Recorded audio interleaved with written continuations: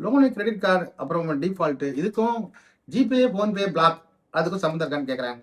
அதாவது இந்த கேள்வி பொறுத்த வரைக்கும் எனக்கு ஒரு கிளையண்ட் இருக்காரு. அவர் என்ன பண்ணாருன்னா, ஆரம்பத்தில ஒரு ரூ. 30,00,000 வரைக்கும் வந்து லோன் எடுத்து அவரால ஒண்ணும் கட்ட முடியல. ஒரு ஒரிஜினல் சூட் ஒண்ணு போட்டாக்க யாரும் வரக்கூடாதுன்னு சொன்னாங்க போல இருக்கு. ஒரு அட்வொகேட்ட வச்சு அவரும் வந்து திருச்சியில டிஸ்ட்ரிக்ட் கோர்ட்ல ஒரு ஒரிஜினல் சூட் வாங்கிட்டு, இந்த மாரி பேங்க்காரங்க யாரும் டிஸ்டர்ப் பண்ணக்கூடாது அப்படின்னு சும்மா ஒரு பேர் இன்ஜெக்ஷன் ஆர்டர் மட்டும் வாங்கி வச்சிருக்காரு. இப்ப என்ன ஆச்சுனாக்க, இத வச்சுக்கிட்டு வரவங்கட்டலாம் இந்த மாரிங்க எலக்ஷன் யாரும் வரக்கூடாது. நான் பேங்க்க சட்டப்படி பார்த்துக்கிறேன் அப்படின்னு சொல்லி அனுப்பிச்சாச்சு. இது இப்படியே போயிட்டு இருக்கு. இந்த சமயத்துல பேங்க்காரங்க நெறைய பேர் வந்து இந்த மாரி ஒரு கோர்ட்டுக்கு போயிட்டு இன்ஜெக்ஷன் ஆர்டர் வாங்கி வச்சிருக்காரு.